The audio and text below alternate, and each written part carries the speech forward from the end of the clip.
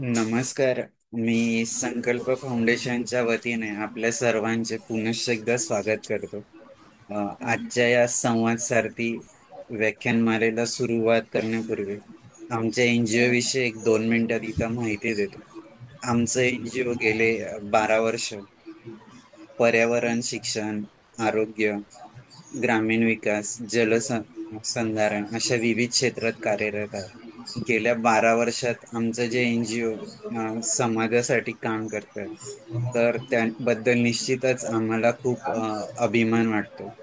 आमच्या हे एनजीओचं जे मुख्य तत्व आहे महात्मा गांधीजींचं खेड्याकडे चला, स्वामी विवेकानंद आणि रामकृष्ण परमहंसांचं शिवभावे जीवसेवा या तत्वाने आमचं एनजीओ काम करतं. गेल्या 12 वर्षात आमच्या एनजीओचं जे काही कार्य आहे ते एका छोट्याशा व्हिडिओ क्लिपद्वारे मी इथं शेअर करतोय.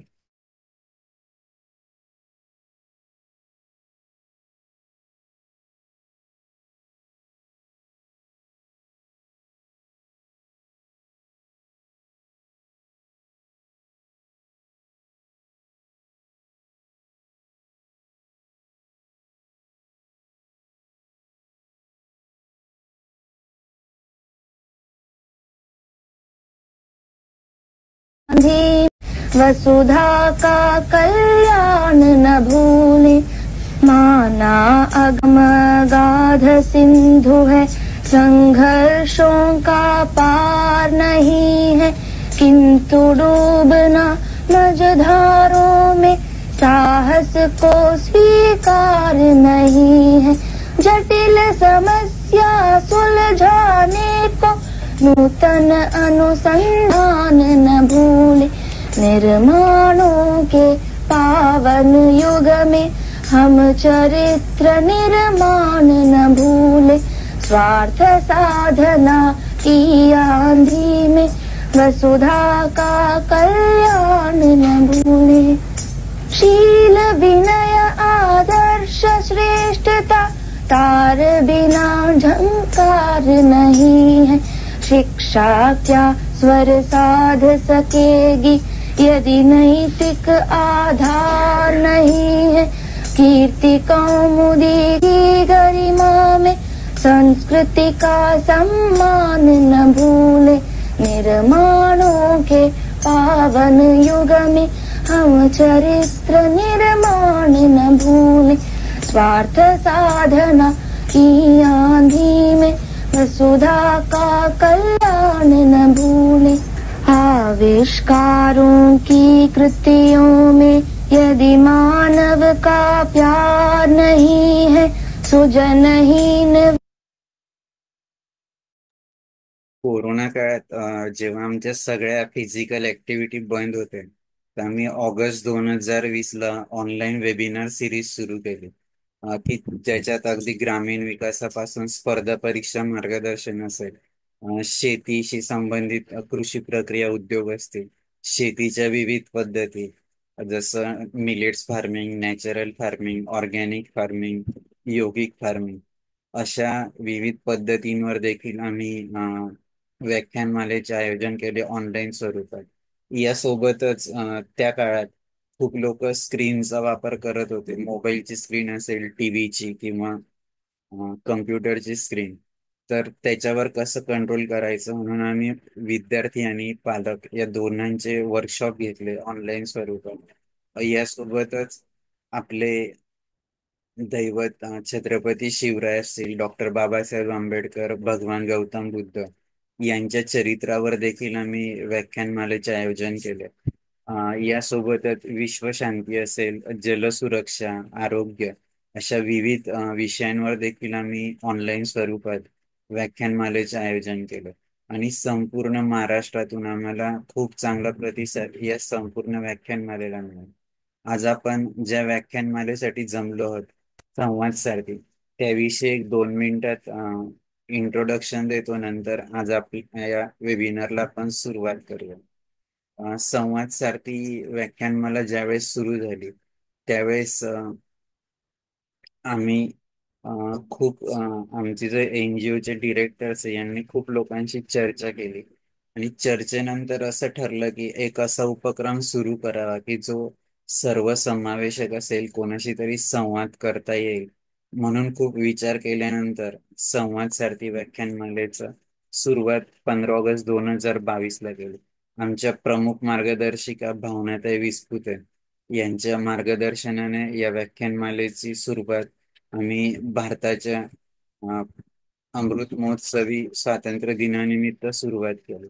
आणि मला सांगायला खूप अभिमान वाटतो की आमच्या एनजीओच्या उपक्रमात आता गेले 127 पुष्प गुंफले गेले. आणि जी पण महानुभाव या ठिकाणी आले त्या प्रत्येकाचं जेव्हा आम्ही संवाद ऐकत होतो तर आम्हाला असं जाणवलं की जे पण स्पेशलाइज डिफरंटली एबल किंवा अपंग व्यक्ती आहे त्यांच्या जीवनात रोजच खूप सारा संघर्ष असतो. मग संघर्ष करत असताना त्यांच्या जीवनात येणाऱ्या ज्या काही कमी आहेत त्यावर ते मात कशी करतात ते शोधून त्यासोबत आपल्या जीवनाचं बॅलन्सिंग कसं करतात. जीवन जगत असताना ते ज्या क्षेत्रात कार्यरत आहे त्या क्षेत्रात कधी त्यांच्या सोबत्यांसोबत सहकाऱ्यांसोबत कधी त्यांच्या पुढे तर कधी त्यांच्या सहकार्याने ते त्यांचं अस्तित्व सिद्ध करत असतात. तर या सगळ्या जीवन प्रवासात त्यांना येणारे अनुभव या संवाद सारथीमुळे आम्हाला निश्चितच प्रत्येक वेळेस जी पण महानुभव येतात त्यांच्याकडून ऐकायला मिळतं, नवीन गोष्टी शिकायला मिळतात. आणि आमच्या एनजीओला ही संधी मिळते की ते इतरांपर्यंत ऑनलाईन स्वरूपातून आम्हाला पोहोचवता येतं. हे फेसबुक लाईव्ह असतं आणि सोबत आम्ही युट्यूब चॅनलवर पण हे सगळी माहिती अपलोड करत असतो. तर मी जास्त वेळ न घेता आपल्या आजच्या वक्त्या मोनिका मॅडम यांचा परिचय करून देण्यासाठी डॉक्टर अनिता मॅडमला विनंती करतो. धन्यवाद सर. नमस्कार. संवाद सारथी पुष्प 128. अभिसारिका, वात्सल्यता, लेखीची अल्लडता, धरणीची पोषकता, सरितेची निर्मलता, वेलीची नाजूकता, कुसुमाची मोहकता, भक्तीची आर्जवता, रिक्तीची व्यापकता, छायेची शीतलता, मायेची उत्कटता, लक्ष्मीची मंगलता, स्त्रीमध्ये असलेली सात्विकता, अशा विविध गुणांची खाण असणारी स्त्री मात्र सामाजिक अदमेल्या बेगडीत बंदिस्त होती. पण आता अशी परिस्थिती फारशी दिसत नाही. बदलत्या काळानुसार स्त्रियांचे प्रश्न देखील बदललेले आहेत. महिला सबल होऊ लागल्या आहेत. महिला सबलीकरण म्हणजे पुरुषांना हिणवणे किंवा त्यांच्यापेक्षा श्रेष्ठत्व सिद्ध करणे असे नव्हे, तर महिलांना त्यांच्या नैसर्गिक गुणधर्म, क्षमता, परंपरा यांच्यासह समानतेने वागविणे होय. व महिलांना शारीरिक, सामाजिक, आर्थिक स्वरूपात सशक्त बनविणे होय. त्यांना त्यांच्या वैयक्तिक स्वातंत्र्याची व निर्णय क्षमतेची क्षमता विकसित करणे होय. महिलांबद्दल एवढं सगळं सांगितलं याचं कारण आपल्याला साहजिकच कळालेले असेल. आपले 8 मार्च दिन होऊ घातलेला आहे. तर येथे मांडण्याचं कारण असंच की आपल्या संवाद सारथीमधील महिला आणि पुरुष देखील सबल आणि कर्तबगार आहेत. आजच्या आपल्या वक्त्या देखील सुशिक्षित आहेत, तसेच त्या स्वतःच्या पायावर उभ्या आहेत, आर्थिकदृष्ट्या सक्षम आहेत. आर्थिक नव्हे, वैचारिक दृष्ट्या देखील त्या सक्षम आहेत. तर संवाद सारथी या वेब संवाद सत्रातील पुष्प 128 गुंफण्यासाठी आपल्या अपंगत्वावर मात करत शैक्षणिक व सामाजिक क्षेत्रात आपले वेगळे स्थान निर्माण करणाऱ्या वर्धा जिल्ह्यातील देवळाली तालुक्यातील नाचगाव येथील रहिवासी तुलसी फाउंडेशनच्या संस्थापिका माननीय मोनिका रत्नमाला रामेश्वर साखरकर मॅडम आज आपणास वक्त्या म्हणून लाभलेले आहेत. मॅडमचं शिक्षण हे MA झालेलं आहे आणि MA BEd देखील मॅडमने केलेलं आहे. मॅडमला गेल्या 10 वर्षाचा शिक्षण क्षेत्रामध्ये शिकविण्याचा अनुभव आहे. मॅडमचा छंद हा चांगले संगीत ऐकणे, गाणे ऐकणे हा आहे. सामाजिक कार्यामध्ये देखील मॅडमचा सक्रिय सहभाग आहे. परिस्थितीनुसार, गरजेनुसार मॅडम प्रत्येकाशी संपर्क साधतात, प्रत्येकाला मदत देखील करतात. 2015 पासून त्रिरत्न दिव्यांग महिला आणि पुरुष स्वयंसेवी गटाच्या मॅडम अध्यक्ष आहेत. तर 2018 पासून तुलसी फाउंडेशन संस्थापक आणि संचालक देखील मॅडम आहेत. NGO आहे हे, त्याच्या मॅडम संस्थापिका आहेत. तर माननीय मोनिका रत्नमाला रामेश्वर साखरकर मॅडम, कहाणी एका विद्यार्थी प्रिय शिक्षकाची, या विषयावर आज आपल्याशी संवाद साधणार आहेत. चला तर मग आपणही संकल्प फाउंडेशनच्या संवाद सारथी या वेब संवाद उपक्रमात सहभागी होऊया आणि अडथळ्यांवर मात करत पुढे जाण्यासाठी नवीन ऊर्जा मिळवूया. तर अधिक वेळ न घेता मी पुढील सूत्रे विशाल सरजींकडे सोपविते. धन्यवाद. धन्यवाद डॉक्टर अनिता मॅडम. मी जास्त वेळ न घेता आपल्या आजच्या वक्त्या मोनिका मॅडमला विनंती करतो की त्यांनी त्यांच्या जीवन प्रवास आमच्यासोबत शेअर करावा. त्यासाठी मी त्यांना विनंती करतो आणि त्यांचं स्वागत देखील करतो. खूप खूप स्वागत आहे मॅडम.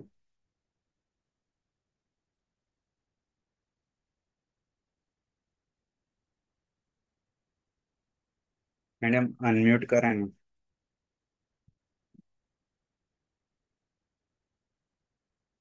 तिथं खाली माईकचं चिन्ह आहे ना, त्याच्यावर क्लिक करा म्हणजे ते अनम्यूट होईल. खालच्या बाजूला डाव्या कोपऱ्याला ऑडिओ नाव लिहिलेलं असेल, त्याच्यावर क्लिक करा झूमच्या याच्यावर. हा, आता बोला मॅडम. खूप खूप आवाज स्वागत येते आहे का? तुमचं. हो, येतो येतो. सर्वांना माझा नमस्कार. सर्वात आधी मी विशाल सर आणि त्यांच्या टीमचे खूप आभार मानते, कारण त्यांनी इतका छान प्लॅटफॉर्म सगळ्यांसाठी तयार केला आहे. ज्या प्लॅटफॉर्ममुळे आपण आपले विचार तिथे मांडून सर्वांपर्यंत पोहोचू शकतो. बराच वेळ झालाय, त्याच्यामुळे मी आता सुरुवात करते. माझ्या जन्मापासून सुरुवात करते. 24/7/1987 ला माझा जन्म झाला. एका मध्यम परिवारातच माझा जन्म झालाय. मी जन्मापासून दिव्यांग नाही आहे. तर काही सूड बुद्धीचे लोक असतात परिवारात, त्यांच्यामुळे मला हे अपंगत्व आलेलं आहे. मला पुलगाव ते नागपूर रेल्वे मार्गाने जाताना गाडीतून ढकलून देण्यात आले. त्यामध्ये मी माझा डावा हात आणि पाय गमावला. 9 महिने मी मेडिकलला भरती होते नागपूरला. त्यानंतर जेव्हा मी घरी आली, तर बरेच असे म्हणायचे की फार वाईट झालंय, आता ही मुलगी कसं करणार, काय होणार. मला त्याचं काही असं विशेष वाटत नव्हतं, कारण तेव्हा लहान असल्यामुळे तेवढं काही जाणवत नव्हतं. त्यानंतर जेव्हा शिक्षणाला सुरुवात केली, बरेच प्रॉब्लेम्स आले मला, कारण एक दिव्यांग व्यक्तीला जीवन जगणं म्हणजे सोपं नसतं. जेव्हा मी शिक्षणाची सुरुवात केली, तेव्हा मला असं वाटलं होतं की शायद मी जास्त शिक्षण नाही घेऊ शकणार,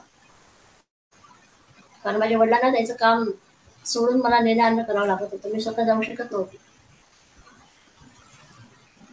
तरी जेव्हा कोणी कोणी म्हणायचं की मुश्किल आहे, आता करू शकत नाही, तेव्हा त्या जिद्दीने मी माझं 12वी पर्यंतचं रेग्युलर शिक्षण पूर्ण केलं. नंतर मात्र मी सगळं घरूनच केलं आणि फक्त एक्झामला जायची. परंतु तेव्हा असं बाहेर निघायची भीती वाटायची मला. असं वाटायचं आपण नाही करू शकणार. आणि त्यातच पुन्हा माझा पायाचा त्रास वाढला होता, त्यामुळे कदाचित माझं मन लागत नव्हतं. जेव्हा मेडिकलला मी भरती होती, त्यावेळेस तेवढी यंत्रणा नव्हती किंवा मेडिकलच्या तेवढ्या सुविधा नव्हत्या. त्यामुळे माझ्या पायाचं जे ऑपरेशन झालं होतं, ते बरोबर झालं नव्हतं आणि त्यामुळे मला तो त्रास पुन्हा व्हायचा. मी खूप डॉक्टरकडे गेली तर सगळ्यांनी मला एकच सल्ला दिला होता की पाय कापावा लागतो.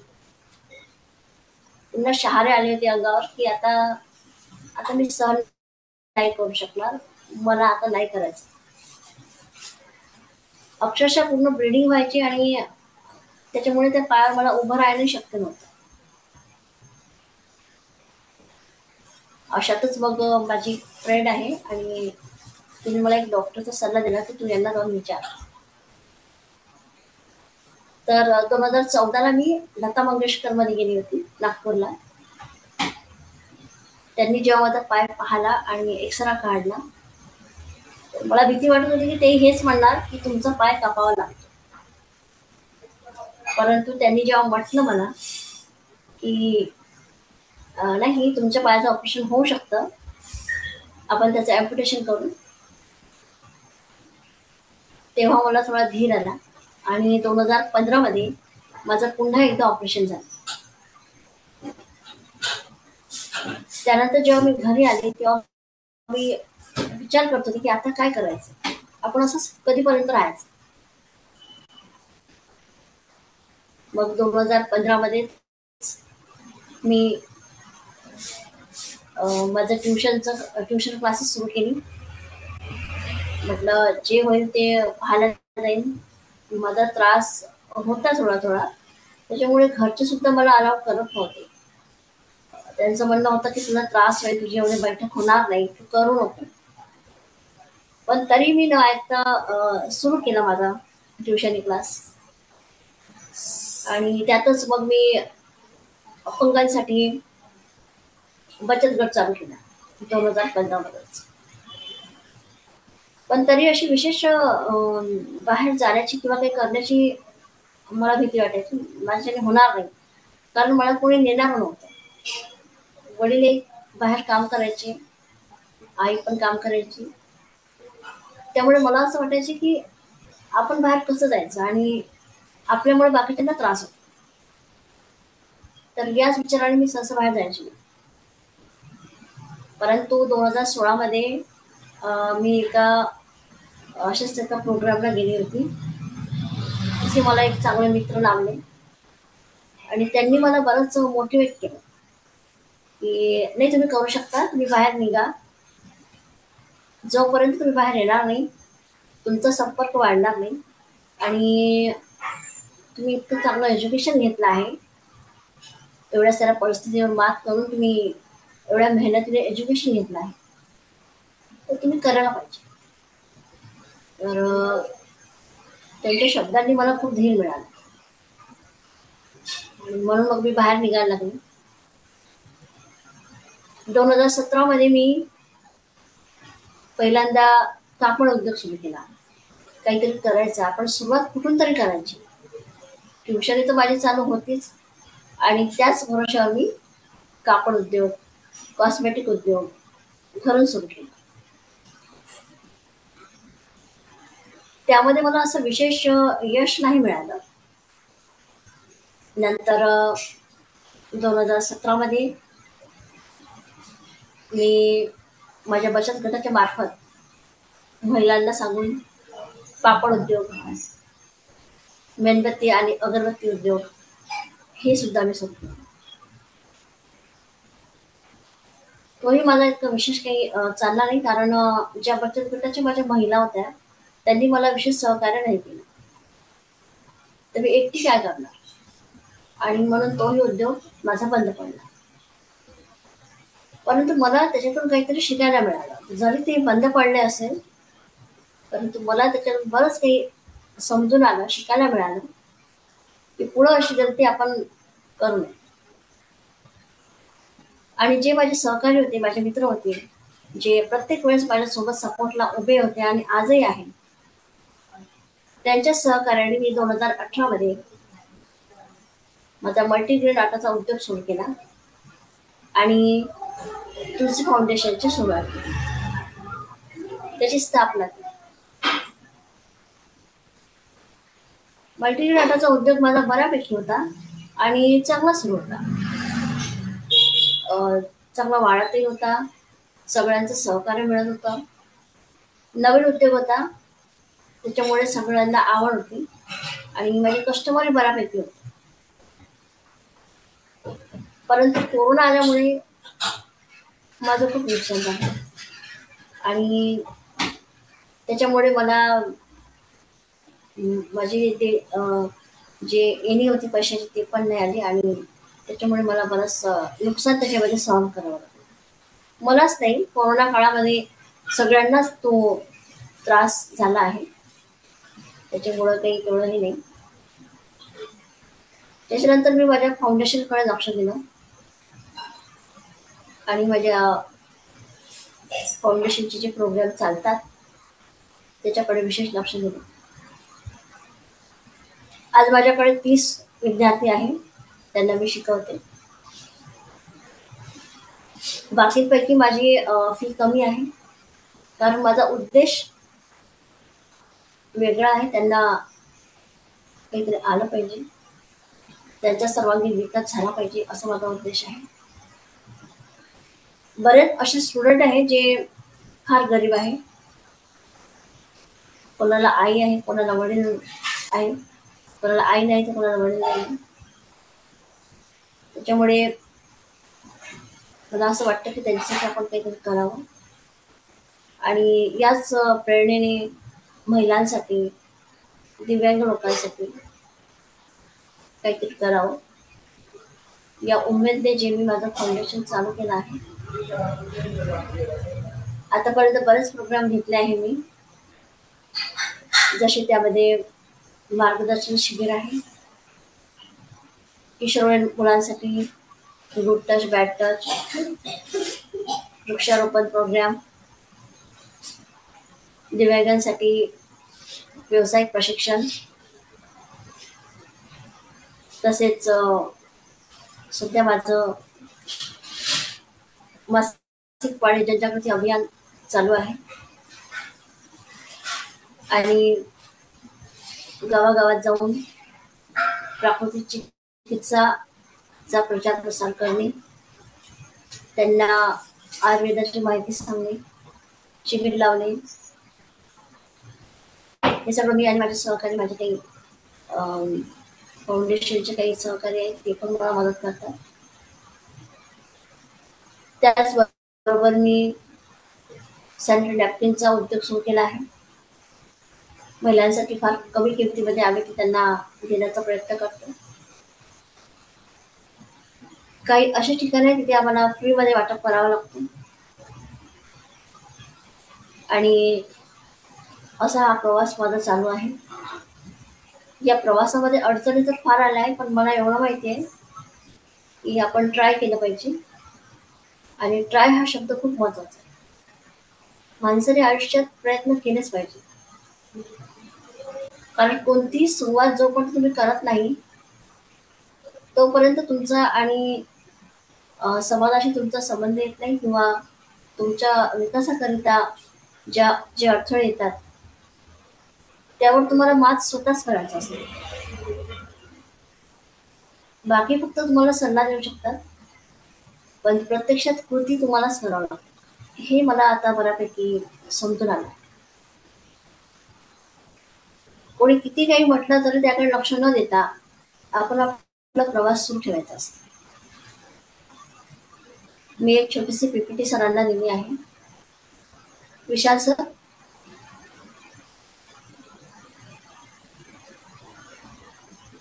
हॅलो. 1 मिनिट मॅडम, करतो शेअर.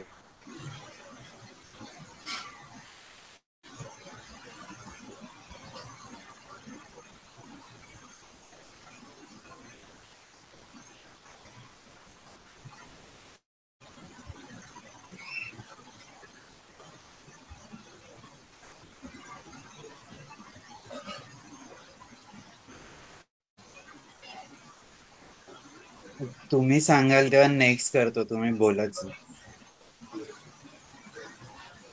ठीक आहे.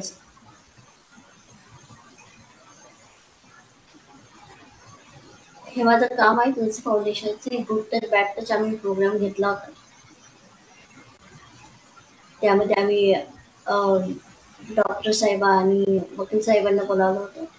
त्यांनी खूप चांगलं मार्गदर्शन केलं होतं मुलांना आणि जेव्हा आम्ही हा प्रोग्राम घेतला तेव्हा आम्हाला सुद्धा विश्वास होत नव्हता की त्याच्यामध्ये 2-3 स्टुडंट त्यांचे पॅरेंट्स आमच्याकडे आले होते आणि त्यांनी म्हटलं की मॅडम, माझी मुलगी असं असं सांगत आहे, माझा मुलगा असं असं सांगत आहे, हे तुमचा प्रोग्राम ऐकला आणि त्याच्यानंतर ते असं असं सांगत आहे. कारण मुलांना आपण या विषयीचं शिक्षण देतच नाही. त्यांना आपण हे सांगत नाही की योग्य काय आहे, अयोग्य काय आहे. आपण मुलांना एकच सांगतो की बाबा रे अभ्यास कर, परंतु त्याला बाकी गोष्टीचं नॉलेज असायला हवं आणि हे आईवडिलांनी करायला. नेक्स्ट करा सर. चित्रकला स्पर्धेचं आयोजन आम्ही घेतलं होतं, ज्याच्यामध्ये आम्ही 3 सेंटर ठेवले होते आणि तालुकास्तरीय आम्ही स्पर्धा घेतली होती. आमच्या इकडे कुलगावला एक आर के शाळा म्हणून मोठी शाळा आहे, त्यांना प्रथम पुरस्कार आम्ही दिला होता आणि बऱ्याच मुलांनी सहभाग घेतला होता याच्यामध्ये. मला वाटतं कमसे कम 150 ते 200 मुलांनी याच्यामध्ये सहभाग घेतला होता. करा सर. एक मुंबईचे प्रेरणा संस्था म्हणून लोक आले होते आमच्याकडे आणि त्यांनी आम्हाला म्हटलं होतं की तुमचं काम खूप चांगलं आहे, तर आम्ही तुम्हाला सपोर्ट करू. आणि त्याच वेळेस आमचा प्रोग्राम होता मुलांसाठी करिअर मार्गदर्शन. त्यावेळेस ते पण आले होते. परंतु इथे काय असतं ना की दिल्ली मुंबई सारखे जे संस्था असतात त्यांना फक्त फोटो पाहिजे असतात. ग्राउंड लेवलला येऊन काम करायला कोणीच तयार नसतं. कारण ग्राउंड लेवलला जे काम करतात ना तिथले प्रॉब्लेम फक्त त्यांनाच माहीत असतात. जसं आता आम्ही करत आहे, आम्ही त्या व्यक्तीपर्यंत जातो. माझी कंडिशन तेवढी नाही आहे, मला व्हीलचेअर वापरावं लागतं, मला व्हीलचेअर जावं लागतं. परंतु मला एवढं माहिती आहे की माझ्या समाजाला, माझ्या लोकांना माझी गरज आहे आणि म्हणून मी हे करते. नेक्स्ट करा सर. आम्ही वृक्षारोपणचे प्रोग्राम दरवर्षी राबवत असतो. त्याच्यामध्ये बचत गटांचा सहभाग असते, मुलांचा सहभाग असते. जे आमच्याकडे वृद्ध लोक आहेत, महिला पुरुष, ते पण आमच्याच उत्साहाने सहभागी होतात. कारण पर्यावरणासाठी आपलं देणं लागतं आणि ते अतिशय महत्वाचं आहे. नेक्स्ट करा. जसं मी तुम्हाला सांगितलं की मी माझ्या गटामार्फत उद्योग सुरू केला होता. लोन घेतलं होतं आम्ही, उद्योग सुरू केला होता. परंतु नंतर महिलांनी नकार दिला आणि त्यांनी म्हटलं की लोन तर घेतलं आपण, पण आता फेडायचं कसं. कारण कोणताही उद्योग लावला तर तो सहजासहजी मोठा होत नाही, त्याला मोठं करावं लागतं, त्याच्यासाठी झिजावं लागतं. तर मग हे लोन कोण फेडणार. तर म्हणून मग सगळ्या महिला निघून गेल्या. त्यांनी म्हटलं की नाही आम्ही करत नाही. मग शेवटी मीच त्याला आणलं पुढे, परंतु मी जाऊ शकत नव्हते लोकांपर्यंत. याच्यामध्ये मार्केटिंग सपोर्ट मला मिळाला नाही, जो मला हवा होता, आणि त्यामुळे माझा हा उद्योग बंद पडला. क्या सपोर्ट. जसं मी तुम्हाला सांगितलं की मी 2018 मध्ये मल्टीग्रेनचा उद्योग सुरू केला आणि तो बऱ्यापैकी चालला सर. म्हणजे मला त्यांनी एक ओळख दिली त्या उद्योगाने. बरेच दुरूनही मला ऑर्डर यायचे, वर्धा, नागपूर. म्हणजे माझे सहकारी आहे धनंजय पानमुळे, त्यांनी मला बरेच ऑर्डर आणून दिली. माझा उद्योग बऱ्यापैकी चालू होता, परंतु कोरोनामुळे तो बंद पडला. यासाठी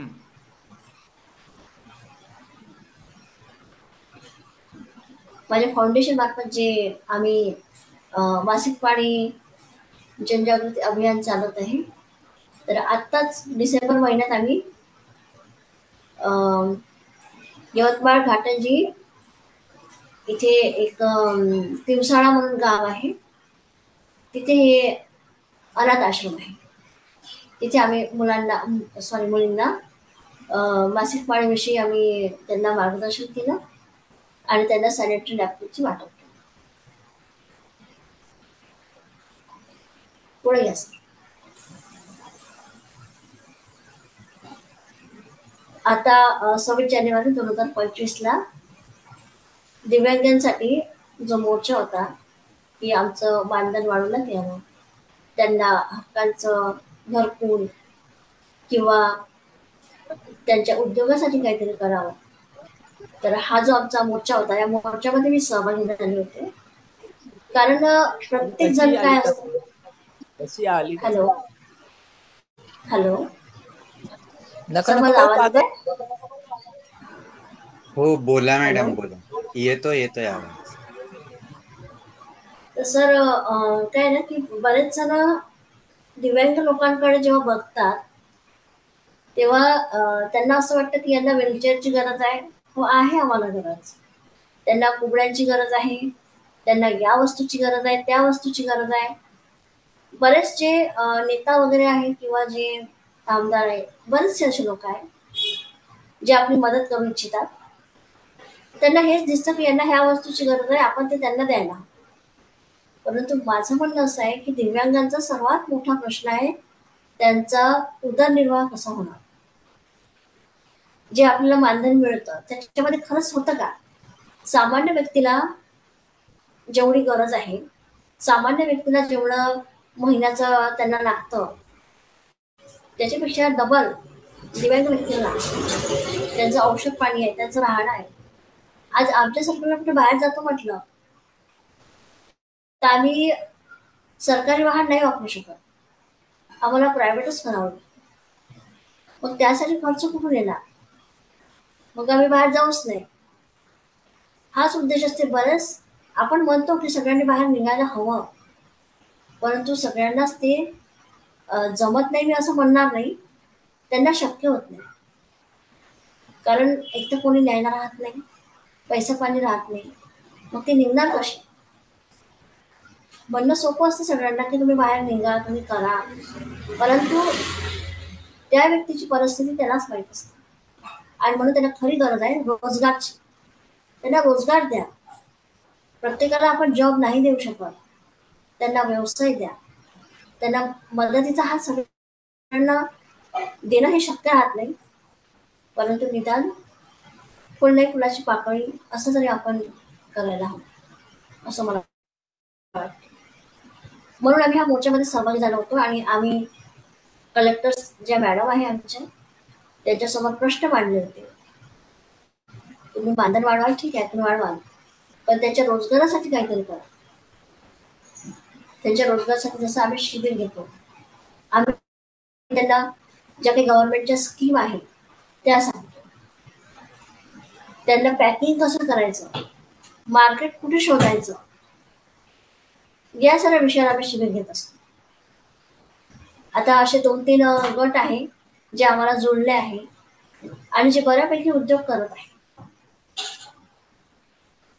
अशाच या मोर्चामध्ये मला अजून एक चांगले मित्र लागले, अशोक भानसे सर.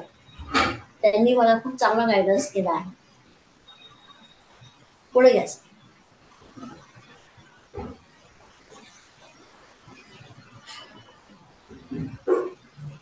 आता 2 आठवडे झाले आहे मी मुलांसाठी आम्ही संडे स्कूल चालू केलं आहे. ऍक्च्युली काय आहे ना की कोरोनापासून म्हणा किंवा सध्या जी परिस्थिती चालू आहे, मुलं अतिशय मागे गेले आहे. बरेचसे जे स्टुडंट माझ्याकडे आहे ते वन पॅरेंट वाले आहे, आणि ज्यामुळे त्यांना जेव्हा मी शिकवत असते सर, त्यांचं नोटबुक संपलं तर मला त्यांना म्हणावं लागतं की तुम्ही नोटबुक आणा. ते 2-2, 3-3 हफ्ते नोटबुकच आणत नाही. त्यांना आपण म्हणा का रे बाबा नोटबुक का नाही आणलं, तर बाबाने दिलं नाही, आईने दिलं नाही. आपण त्यांना विचारावं तर ते सांगतात की मॅडम सध्या रोजीच नाही लागली आहे, पैसे नाही मिळाले याच्या कामाचे, असे वगैरे ते सांगतात. आणि ती सध्या वास्तविक परिस्थिती आहे, आपण त्यांना काही म्हणू शकत नाही. त्यामुळे मग आता काय करायचं, तर असे बरेचसे मुलं आहेत जे ट्युशन पण लावू शकत नाही. म्हणून त्यांच्यासाठी मी संडे स्कूल म्हणून चालू केलं आहे, जेणेकरून त्यांना रविवारला आपल्याला वेळ देता येईल आणि त्यांच्याशी या विषयावर बोलता येईल, त्यांना काही सांगता येईल, थोडंफार त्यांना शिकवता येईल. जे काही ऍक्टिव्हिटी आहे इनडोअर आउटडोअर ते आम्ही त्यांच्यासाठी घेत असतो. कारण मुलं हे उद्याचे नागरिक आहेत. त्यांना आज घडवणं हे आपलं कर्तव्य आहे. आपण शिक्षित आहे, आपण त्यांना वेळ दिलाच पाहिजे. हा आमचा मानस आहे की पुढे चालून जे दिव्यांग लोक आहेत त्याचं असोसिएशन बनवणं, या संडे स्कूलला पुढे नेणं आणि मुलांचा विकास करणं, हा मानस डोळ्यासमोर ठेवून मी संडे स्कूल आणि तुलसी फाउंडेशनची स्थापना केली आहे. मला माहिती आहे इथपर्यंतचा प्रवास हा सोपा नव्हता. कारण जेव्हा मी लहान होते जेव्हा लोक म्हणायचे की आता कसं म्हणायचं, त्यावेळेस मला काहीच वाटत नव्हतं. परंतु जेव्हा समजायला लागलं की खरी गोष्ट आहे, आता आई वडील आहे तोपर्यंत आपलं चांगलं आहे, नंतर काय होणार. आणि म्हणून मी हे सगळं करत आहे की आपलं जे होणार ते होणार, परंतु आपल्यानंतर कोणीतरी असं म्हटलं पाहिजे की नाही बा त्या मॅडम चांगल्या होत्या, त्या मॅडमनी खरंच आम्हाला योग्य मार्गदर्शन केलं, त्या मॅडममुळे आज मी इथपर्यंत आहे असं तरी कोणी म्हटलं पाहिजे. कारण जीवन आणि मृत्यू सर्वांना लागत आहे, तो अटळ आहे. आणि संपत्ती कमवून आपल्याला कुठून द्यायची आहे, सगळं इथेच आहे. म्हणून असा माझा प्रवास आहे. सर, आवाज येतोय? हो मॅडम, हॅलो. येतोय. तुमचं खूपच प्रेरणादायी असं प्रवास आहे. या संपूर्ण प्रवासात मॅडम, जसं तुम्ही अगदी म्हणजे नॉर्मल जीवन जगत असताना ही घटना घडली, त्या संपूर्ण प्रवासात तुमच्या जीवनातला सर्वोच्च आनंदाचा क्षण कुठला? माझ्या सगळ्यात आनंदाचा क्षण जर तुम्ही म्हणाल तर कसं असतं ना, माणसाला जेव्हा काही व्याधी असते तेव्हा तो किती काही करत तरी तो कशामध्ये लक्ष लागू देऊ शकत नाही. जेव्हा माझं दुसरं ऑपरेशन झालं 2015 मध्ये, आणि तेव्हा ज्या डॉक्टरने मला म्हटलं की तुमचा पाय कापण्याची गरज नाही, तो क्षण माझ्या आनंदातला म्हणजे माझ्या जीवनातला सगळ्यात आनंदी क्षण होता. आणि त्यावेळेस मला हिंमत आली की नाही आपण काहीतरी करू शकतो आता. आणि सगळं जे मी केलंय सर, त्यात आई वडिलांचा तर सपोर्ट आहेच, त्यांचे उपकार आपण कधीच फेडू शकत नाही. आज ते होते म्हणून आपण इथपर्यंत आहे. त्याचबरोबर माझी आजी आहे, तिचे मी उपकार म्हणणार. प्रत्येक वेळेस तिने मला सपोर्ट केलाय. मलाही तिने शिकलेली नाही आहे, पण सपोर्ट करत ती माझ्या समोर सर्वांच्या पुढे असते. तसेच माझे मित्र, जे मी सांगितलं की अतिशय चांगले मित्र मला लाभले आहे. डॉक्टर धनंजय सुरेशराव पांडुरे, त्यांचे मी या प्लॅटफॉर्मवर आभार मानते. मॅडम, या सगळ्या प्रवासात जसं तुम्ही सांगितलं की खूप वेगवेगळे संकट आले, तरी तुमच्या जीवनातलं सर्वोच्च, what is the worst moment, की असा वेदनादायक क्षण की जो कधी विसरू शकत नाही? तर वेदनादायी क्षण जर आवाज म्हटलं बंद तर झाला. ज्या वेळेस माझा, हॅलो, हा, बोला आवाज येते बोला. सर? येतोय. हॅलो. वेदनादायी क्षण जर म्हणाल सर तर ज्या वेळेस मी 5 वर्षाची होती, माझा ऍक्सिडेंट झाला अजनी स्टेशनला. फक्त 5 वर्षाची होती सर मी तेव्हा, जेव्हा माझा ऍक्सिडेंट झाला महाराष्ट्र एक्सप्रेसने नागपूरला. त्यानंतर जेव्हा मी घरी आले आणि लोक जेव्हा म्हणायचे की आता हिचं कसं होणार, आता हिचं कसं होणार, आई वडील तोपर्यंत ठीक आहे, आता कसं होणार, तेव्हा काहीच नाही वाटलं. पण जेव्हा ते जाणीव व्हायला लागली की नाही बा आता हे जे लोक असे म्हणत आहेत खरंच आता कसं होणार, पहिल्यांदा जेव्हा ते मी ऐकलं, जेव्हा मी 10व्या वर्गात होती आणि माझे फ्रेंड्स वगैरे बाहेर जायचे, मी नाही जाऊ शकत होते, त्यामुळे माझं फ्रेंड सर्कल तेवढं वाढलं नाही, कारण मी जाऊ शकत नव्हती. त्यावेळेस पहिल्यांदा जेव्हा मला एका हॅलो, आवाजच नाही येत मोनिका मॅडमचा. फ्रेंड सर हॅलो, आवाज क्लिअर आहे सर, तुमच्याकडे चेक करा ना.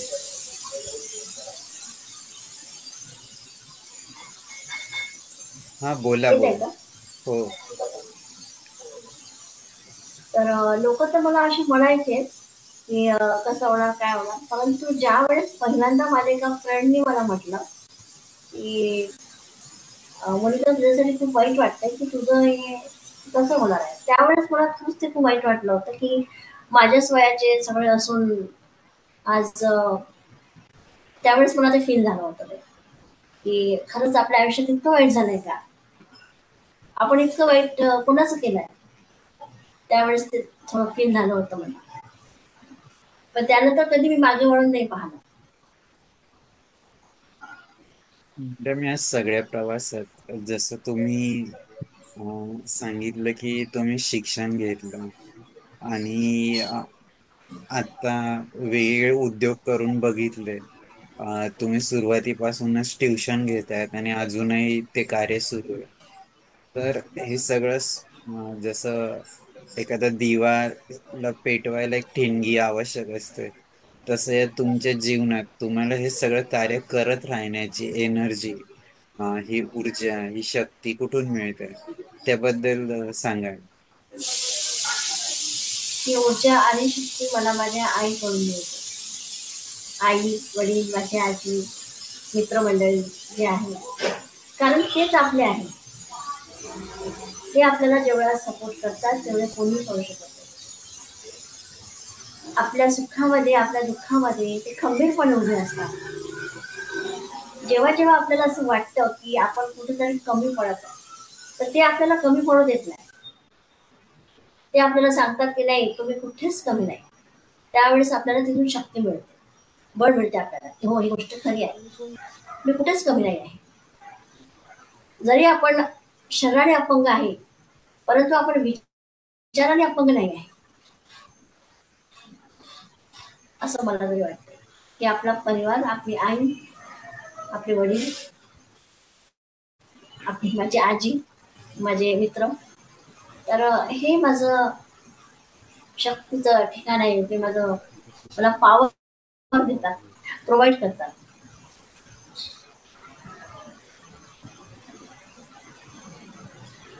खूप छान मॅडम. तुमचा खरोखर प्रेरणादायी असा प्रवास आहे. मी आपल्यासोबत जे पण श्रोते आहेत, आमचे मार्गदर्शक रणजित जोशी सर, जे सर्वात सिनियर आहेत, तर त्यांना मी विनंती करतो की त्यांनी आधी बोलावं, मग आपण सर्वांसाठी प्लॅटफॉर्म खुला करूया. रणजित जोशी सर.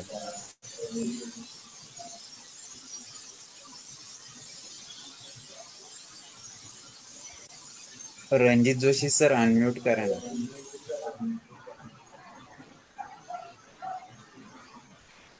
सरांना प्रॉब्लेम येतोय, तर आपण भानसे सरांना विनंती करतो की त्यांनी बोला. मॅडम नमस्कार. नमस्कार सर्वांना सर. माझा नमस्कार. आणि मॅडमचा प्रवास तर मी तिच्या स्वतःला एकदा भेटूनच तिने मला सांगितलं. त्याच्यानंतर मग थोडं आता या प्रोग्राममध्ये बरंच काही माहिती मिळाली मला. आणि एवढ्या दुःखातून मी मार्ग काढत स्वतःच्या याच्यावर आई आई वडिलांच्या याच्यात त्यांची प्रगती म्हणजे होतच आहे असं मला हरकत नाही. आणि त्यांचं जे छोट्या मुलींना शिक्षणाचं जे सुरू आहे ते खूप म्हणजे हे हे पण माहिती मला या या प्रोग्राममधून नवीनच मिळाली. गुड टच बॅड टच वगैरे. तर असेच तुमचे प्रयत्न सुरू असो आणि पुढच्या सर्व कार्यास तुम्हाला खूप खूप शुभेच्छा. धन्यवाद. Thank you sir. धन्यवाद भानसे सर. आनंद मोरे सर. हा रणजित जोशी सर, तुम्ही अनम्यूट केलं, बोला ना. Hello, Ranjit Joshi sir.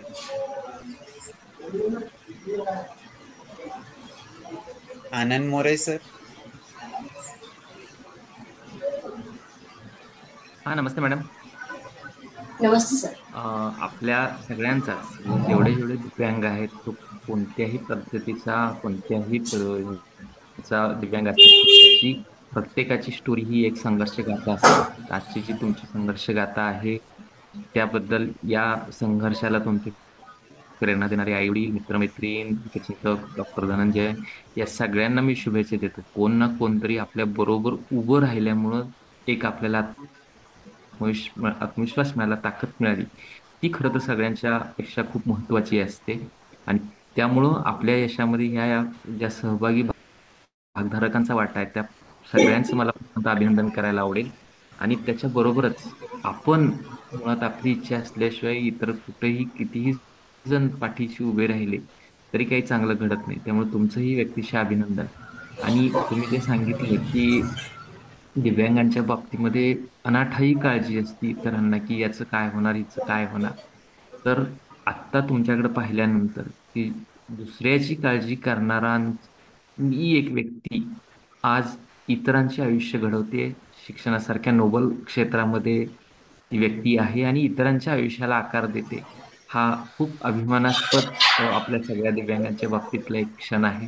त्यामुळे तुम्ही जे कार्य करताय ते खूप छान आहे. तुम्हाला पुढच्या वाटचालीसाठी खूप खूप शुभेच्छा. असंच चांगलं यश, कीर्ती संपादन तुमच्याकडून पुढेही व्हावं. खूप खूप छान विद्यार्थी तुमच्या हातून घडावे यासाठी खूप शुभेच्छा तुम्हाला. Thank you sir. धन्यवाद. धन्यवाद. आनंद मोरे सर. आनंद मोरे सर साताऱ्याला असतात आणि ते महाराष्ट्र शासनाच्या जलसंपदा विभागात अभियंता म्हणून कार्यरत. रणजित जोशी सर, आता आवाज येत असेल तर बोला तुम्ही. हा हा दोन्ही काय मॅडम नमस्कार आणि बाकीच्यांना नमस्ते सर. नमस्कार. आपण जेही सांगितलं तर त्याच्यातल्या अनेक गोष्टी म्हणजे आपण जे जे कार्य अपंगांकरता करता तर त्यात आपल्याला यश पण इतकं आलं आहे. अपयशाला मात करून तुम्ही पुढे गेलात. त्याचबरोबर आता जे विद्यार्थी वगैरे आहेत तर आता तुम्ही जे शिक्षण देता, क्लासेस घेता, त्याचबरोबर थोडंसं त्या मुलांना अपंगांना जर का आपण क्रीडामध्ये तर वर्धा देवळीमध्ये तुम्ही राहता, आपण तर वर्धा जिल्ह्यातून क्रीडा याच्यातही त्यांना पुढे आणण्याचा प्रयत्न तुम्ही केला तर खूपच छान होईल. कारण की आता आपल्या लोकांना म्हणजे खेळामध्ये जर का पुढे सगळ्यात मोठी पालकांना जागृत करायचं. पालक कुठेही आपल्या कार्यक्रमात उपस्थित राहत नाहीत, मुलांना पाठवून देतात. तर त्या दृष्टीने त्यांना पुढे आणायचा प्रयत्न करा. पालकांनी कारण की पालकांनी त्याच्यात इनिशिएटिव्ह घेतल्याशिवाय पुढे जाता येत नाही. खेळाच्या बाबतीतही नेहमी पालक घाबरलेले असतात. ह्या सगळ्या गोष्टीच्या दृष्टीने मेहनत वगैरे मदत केली. रोजगाराबद्दलही तुम्ही खूप छान बोललात. फी मध्ये देण्यापेक्षा आपल्या लोकांना जर का त्यांनी शासनाने रोजगार मिळवून दिला, रोजगाराकरता मदत केली तर चांगलं. कारण की आजकाल आम्ही आता आमचे आम्ही पाहून राहिलो की लोकांना गव्हर्नमेंटकडनं जो पैसा मिळायला लागल्यामुळे लोक आजकाल काम करायच्या तयारीत नसतात. एक हा वाईट संगत लोकांना वाढत चालली. आपल्या मुलांना ह्याचं हे द्यायचं की नाही, असं नाही, आपल्याला काम केलंच पाहिजे आणि कामातून आपण पुढे येऊ शकतो. तुम्ही जशा पुढे आल्या हिंमत ठेवून तसं त्या मुलांनाही त्या पद्धतीने हे करावं. सर. तरी आपली भेट झाली हॅलो. होईल. मी नागपूरचा आहो. Hello Joshi sir.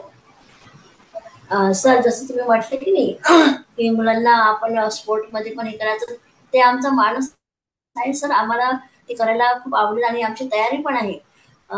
फक्त फरक एवढा आहे की जसं आता माझं फाउंडेशन आहे, माझ्या फाउंडेशनला कोणाची मदत नाही आहे सर. मी हा आणि माझे सहकारी जे आहे ते आम्ही आमच्या पद्धतीनं जेवढा खर्च होणार त्या हिशोबाने आम्ही कामं करत असतो सर. तर प्रॉब्लेम हा कुठे आहे ना की मुलांसाठी जे काही आता साधन आहे, जसं आता स्पोर्ट्सचं जे काही सामान आहे किंवा जसं कम्प्युटर आहे, जसं कोणाकडे पडलेला कम्प्युटर असतो म्हणजे तो बंद आहे, कोणी वापरत नाही, किंवा असं हा स्पोर्ट्सचं सामान आहे किंवा नोटबुक आहे, बुक्स आहे, त्यासाठी आता आम्ही एक लिस्ट बनवली आहे सर, की जेणेकरून जर आम्हाला त्याच्याकडून हे सामान जरी मिळालं जसं आता नेट आहे, फुटबॉल आहे, बाकीच्या गोष्टी आहे, तर आम्हाला मुलांचं अजून प्रोग्रेस करायला मदत होईल. त्याच्यासाठी आता आमचं पुढचं पाऊल आहे सर. नाही आणि त्याच्याकरता आता एक तुम्हाला करता येईल.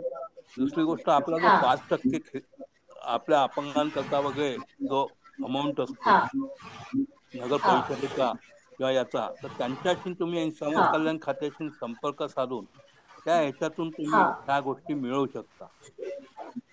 बर. त्याच्याकरता तुम्ही प्रयत्न करू शकता. हो. समजलं का? नगर आणि परिषद सर आहे मी आणि हा त्यांच्या हा ह्याच्यात किंवा समाज कल्याण खातं जे आहे आपलं विभागीय, तर तुमच्या हा इथं आता वर्धा जिल्ह्यात येणं देवळी तुमच्या हो हो तर वर्धा जिल्हा समाज कल्याण खात्याकडनंही 5% जो निधी असतो हम्म, तो किंवा जिल्हा परिषदचा निधी तो अशा त्याच हम्म, दृष्टीने तुम्ही प्रयत्न केले. आता तुमच्या बरोबर सहकारी आहेत ही सगळ्यात आनंदाची हम्म. गोष्ट आहे. सहकारी आजकाल मिळणंच कठीण जातं. सेवक मिळत नाही. हा. तर नाही. त्या तुम्हाला तुमच्या सोबतीला इतके लोक आहेत चांगले, तर त्या लोकांकडनं अशा पद्धतीने आपण बोलून वगैरे, जसं तुम्ही आता मोर्चा काढून कलेक्टरला भेटले होते, तर ह्या हो सगळ्या गोष्टी ज्या आहेत या सगळ्या दृष्टीने तुम्ही प्रयत्न केले तर त्याच्यात यश नक्की येईल. अपयश हा भाग ठेवलाच आहे, पण अपयशावर मात करता येते आणि बरोबर ती सर. मात आपोआप. आपण निराश नाही झालो आणि तुम्ही निराश होऊ शकत नाही, होणार नाही याची मला खात्री आहे. तर त्या दृष्टीने तुम्ही प्रयत्न करा. माझा तुमच्याकडे बेस्ट विशेष देतो मी आणि धन्यवाद. Thank you sir. आम्ही जेव्हा कलेक्टरला भेटलो होतो ना सर, तर आम्ही तिथे हा प्रश्न मांडला होता की जसं तुम्ही म्हटलं आमच्या दिव्यांग लोकांना व्हीलचेअर्स वगैरे वाटप करतात, तर त्यांना जर तुम्ही रोजगार दिला तर ते स्वतःचं सामान स्वतःच घेणार, कोणाला मागणार पण नाही आणि कोणावर आस पण ठेवणार नाही. हम्म. आत्ता असं. कारण की आत्ता एक मध्ये इथं हं. 100 म्हणजे ट्रायसिकल जे आहेत हा बिझनेसच्या दृष्टीने ग्रामीण भागातल्या 100 लोकांना ट्रायसिकल वाटल्या हा गेल्या. तर तुमच्या भागात तो आला होता की नाही माहित नाही. तशा 100 अजून काहीतरी ट्रायसिकल त्या पद्धतीने बिझनेस करता, म्हणजे इकडे तिकडे काहीतरी व्यवसाय करण्याच्या दृष्टीने त्या हे होत्या ई ई रिक्षा सारख्या. सर त्या दृष्टीने आमच्याकडे तसा प्रयत्न करू शकता. सर आमच्याकडे की नाही, मी आता जसं अपंगाची असोसिएशन चालू करते ना, त्यांची एक टीम बनवत हा आहे. तर मी ग्रामपंचायत मध्ये हा गेली होती सर. 2 वेळा गेली होती. मला लिस्ट द्या म्हणून म्हटलं, त्यांनी मला लिस्ट देण्यास नकार दिला होता. मग मी अच्छा. जे आमचे दिव्यांग आहे त्यांना जमा करून मी एक अर्ज केला आणि अर्ज हम्म. केला तेव्हा मला डिसेंबर महिन्यात त्यांनी मला लिस्ट दिली. तर आमच्या इथे नाचनगावमध्ये एकशे हा सहासष्ट दिव्यांग आहेत हा आणि मला असं वाटतंय की त्या 166 दिव्यांग म्हणून काही तर असेल ना जे शिकले सवरले आहे. मग त्यांच्या उन्नतीसाठी तुम्ही काय करताय, त्यांच्या प्रगतीसाठी आपण काय करतोय? किंवा हा जेव्हा मी त्यांना फोन लावले ना सर, अक्षरशः लोक रडले माझ्यापाशी येऊन.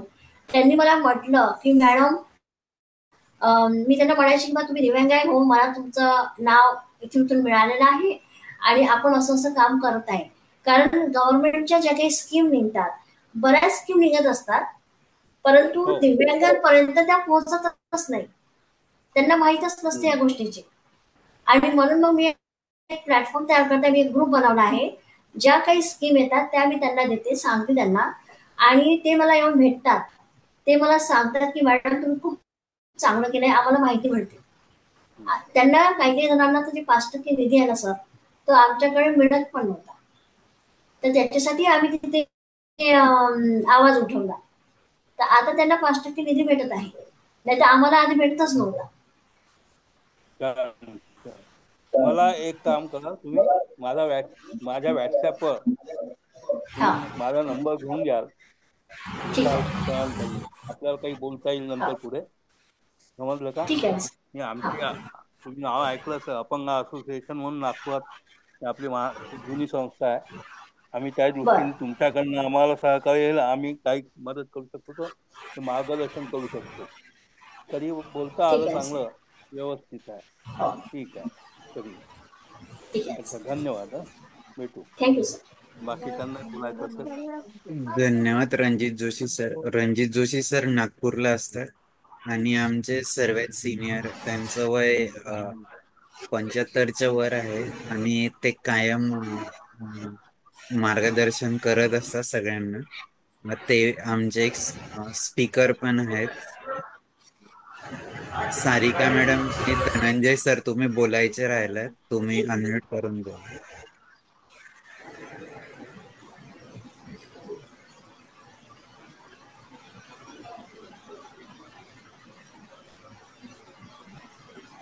नमस्कार मॅडम. नमस्कार मॅडम. मॅडम, खूपच प्रेरणादायी प्रवास आहे तुमचा. तुम्हाला तुमच्या कार्यासाठी खूप खूप शुभेच्छा मॅडम. थँक्यू.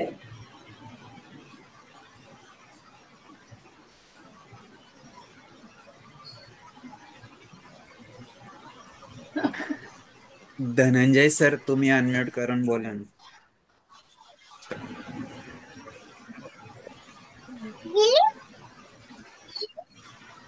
धनंजय सर.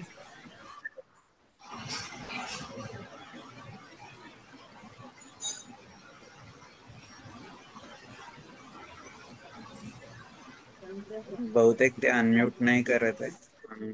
तर मॅडम, खूप छान तुमचा प्रवास आहे, प्रेरणादायी असा. आणि स्वतःचे एवढे डिफिकल्टी असल्यावर त्यावर मात करत आज या इतर लोकांसाठी काम करताय. तुमचा उद्देश संडे स्कूलचा असेल की जे सिंगल पॅरेंट्स वाले स्टुडंट आहे, तर त्यांना त्यांना पण आपण हे सगळं देऊ शकतो. की ज्यांच्याकडे काहीच नाहीये, म्हणजे वही नाहीये म्हणून ते क्लासला येत नाही, म्हणून संडे स्कूल सुरू केलं. इतर सगळ्या ऍक्टिव्हिटी तुमच्या फाउंडेशनच्या द्वारे तुम्ही करताय, हे पण खूप प्रेरणादायी असं आहे. मॅडम, तुम्ही आज जो प्रवास मांडला त्याबद्दल निश्चितच आम्हालाच नाही, जी पण लोक हे सगळं बघत असतील फेसबुक लाईव्ह नंतर युट्यूबला बघतील, त्या सर्वांनाच यातनं प्रेरणा मिळेल असं आम्हाला वाटतं. मॅडम, जाता जाता एक छोटासा संदेश सर्वांना द्यावा, नंतर आपण प्रार्थनेने आजच्या या कार्यक्रमाची सांगता करूया. फक्त एक की तुम्ही जेव्हा बीएड करायचं ठरवलं तर तिथंही काही अडचणी आल्या त्याच्याबद्दल तुम्ही सांगितलं नाही. एक बीएडचं शिक्षण. सर, जेव्हा माझं MA झालं आणि MA नंतर काय करावं हा मला प्रश्न पडला होता की आता काय करायचं. कारण आपण इंजिनिअरिंगला जाऊ शकत नाही आणि आपलं सायन्स नसल्यामुळे आपण कोणत्याच फॅकल्टीमध्ये जाऊ शकत नाही. आणि शिक्षणाचा वेळ मला आधीपासून आहे, त्याच्यामुळे मग घरच्यांनी मला म्हटलं की तू BEd करून टाक. मलाही असं वाटलं की हेच माझ्यासाठी बेस्ट असेल. तर जेव्हा मी BEdला फॉर्म टाकला होता तर माझा नंबर किती वर्धेमध्ये लागला होता आणि वर्धेला मला जाणं येणं करणं मला शक्य नव्हतं. त्यामुळे मग मी जे आमच्या ओळखीचे एक सर होते त्यांना भेटले. त्यांनी सांगितलं की तुम्ही तिथे जा आणि त्यांना म्हणा की माझी ऍडमिशन ट्रान्सफर करून भेटेल का मला. तर मी त्यांना म्हटलं की सर, मला वर्धेला येणं तर शक्य नाहीये, मला तुम्ही पुलगावला ट्रान्सफर करून द्या. ते आधी तयारच नव्हते, कारण त्यांचं कसं एक स्टुडंट कमी होता ना, ते तयारच नव्हते. मग त्यांना मी गेली, मग स्वतः आधी तर बाबाच गेले होते, मग मी गेली स्वतः. मी त्यांना सांगितलं, मी म्हटलं माझी कंडिशन बघा तुम्ही, मी येऊ शकणार नाही आणि जर मी नाही येऊ शकले तर इथे ऍडमिशन घेऊन माझा काहीच फायदा होणार नाही.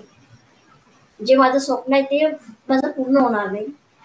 तर एक तर माझ्याकडे काहीच नाही, एक छोटंसं स्वप्न आहे उडाशी बाळगलेलं की आपण एक टीचर बनावं, तेही पूर्ण होऊ शकणार नाही. तुम्ही बघा थोडंसं. मग त्यांनी ते मानले. मग ते म्हणाले ठीक आहे, आम्ही तुमचे ऍडमिशन ट्रान्सफर करून देतो. तर पहिल्यांदा तर मला असं वाटलं होतं की आता होणारच नाही, कारण वेळ निघून गेली होती. मग त्यांनी मला नागपूरला पाठवलं, जे हेड ऑफिस आहे ना आपल्या एज्युकेशनचं, तिथे मग मी गेली. त्यांना तिथे मग मी सांगितलं की मला वर्धेला करणं शक्य होणार नाही. मग त्यांनी माझी काही दिवसांनी ऍडमिशन ट्रान्सफर करून, तेव्हा कुठे माझा BEd झाला. ते पण मी कंटिन्यू करू शकत नव्हती आणि BEd कंटिन्यूच करावं लागतं. तर मग जे तिथे मॅडम होते, सर होते, त्यांना मी सांगितलं. तर मग मी हप्त्यातून 2 दिवस 3 दिवस असे जायचे. वरती क्लास होते, परंतु मला टीचर स्टाफ खरंच चांगला लागला आधीपासूनच. जेही मला टीचर मिळाले ते खूप चांगले मिळाले. कदाचित त्यांच्यामुळंच माझ्या मनामध्ये पण आलं की आपण टीचर व्हावं. तर त्यांनी मला खूप सपोर्ट केला आणि प्रत्येक वेळेस एक्झामला जाताना किंवा बसणे, चढणे, हात धरणे, मला सपोर्ट करणे, या सगळ्या गोष्टींमध्ये मला माझ्या टीचर स्टाफनी नेहमीच मदत केली. मला खूप चांगला टीचर स्टाफ लागला. इथे मी एक गोष्ट सांगणार की जेव्हा मी 7वी मध्ये होते, तर आमचे वाघमारे सर होते. त्यांनी एक गोष्ट सांगितली होती मला. जेव्हा सगळे मुलं ग्राउंडवर खेळायला जायचे आणि मी एकटी असायची वर्गामध्ये, थोडंसं वाटायचं मनाला की आपणही गेलं पाहिजे, केलं पाहिजे, पण नाही जमायचं. त्यावेळेस सरांनी मला एक गोष्ट सांगितली होती की ही गोष्ट लक्षात ठेव म्हणे, डोक्यावर बर्फाची लादी आणि तोंडात साखर हे ज्याच्या असेल तो जग जिंकू शकतो. अन्यथा जो चालला फिरणार आहे, ज्यानं खूप काही केलं आयुष्यात, परंतु त्याच्याकडे ह्या 2 गोष्टी नसेल, तर तो काहीच करू शकणार. तू जरी सध्या काही करू शकत नाही, पण ही माझी गोष्ट लक्षात ठेव, डोक्यावर बर्फाची लादी आणि तोंडात साखर, तुला नक्कीच यश मिळणार आणि तू जग जिंकला, असं त्यांचं मला सांगणं होतं.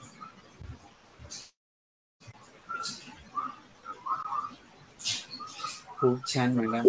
जाता जाता सर्वांसाठी एक संदेश द्यावा, मग आपण आजच्या एका प्रार्थनेने आजच्या सत्संगाची सांगता करू. सर्वांना मी एकच संदेश देणार की मला माहित आहे कोणी म्हटलं म्हणून आपण ते करू आणि ते होणार नाही होणार, परंतु प्रयत्न करा. कारण जर तुम्ही प्रयत्नच करणार नाही ना, तर काहीच होणार. असं कोणी म्हणू शकते की मॅडम तुमचं म्हणणं बरोबर आहे, पण नाही होऊ शकते कोणाला. परंतु मला असं वाटते की 100% नाही होणार. जसे मी उद्योग केले, माझे उद्योग काही बंद पडले, तसंच तुम्हाला म्हणते की 100% नाही होणार. जेव्हा तुम्ही सुरुवातीला प्रयत्न करणार, 100% नाही होणार हे मानूनच चला. परंतु 20% होणार, 15% होणार, 30% होणार. पुढे तुम्हाला त्याच्यातूनच प्रेरणा मिळणार आणि तुम्ही अजून चांगलं करणार. म्हणून प्रयत्न करा. ते होणार की नाही होणार काळजी करू नका, पण प्रयत्न मात्र नक्कीच करा. पुढे तुम्हाला असं नाही वाटलं पाहिजे की वेळ होती आपल्याकडे, पण आपण प्रयत्नच केला. ही जी खंत मनाला लागते ना, ती खूप मोठी असते. म्हणून तसं काही होऊ देऊ नका आणि एकदा प्रयत्न नक्कीच करा. बाहेर निघण्याचा प्रयत्न करा, सगळ्याशी मिळण्याचा प्रयत्न करा, प्रयत्न मात्र करा. एवढं मी सांग.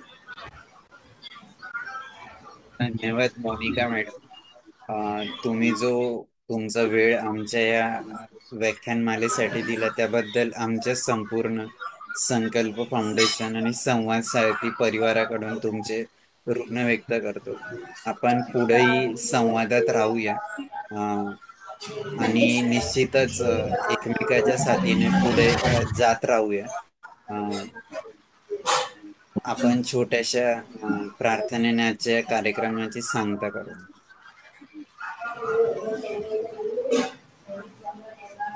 सर्वे भवन्तु सुखिनः, सर्वे सन्तु निरामयाः, सर्वे भद्राणि पश्यन्तु, मा कश्चित् दुःखभाग् भवेत्. ओम शांती शांती शांती.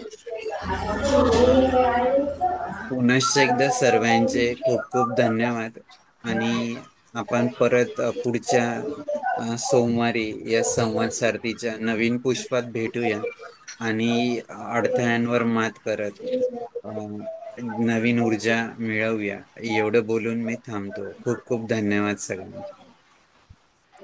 धन्यवाद विशाल सर, धन्यवाद, थँक्यू सो मच. आणि सगळ्यांचे पण आभार मानते मी की इतकं छान तुम्ही हे प्लॅटफॉर्म सुरू केलंय, की त्याच्याबद्दल खरंच मनापासून सगळ्यांचे आभार मानते. थँक्यू.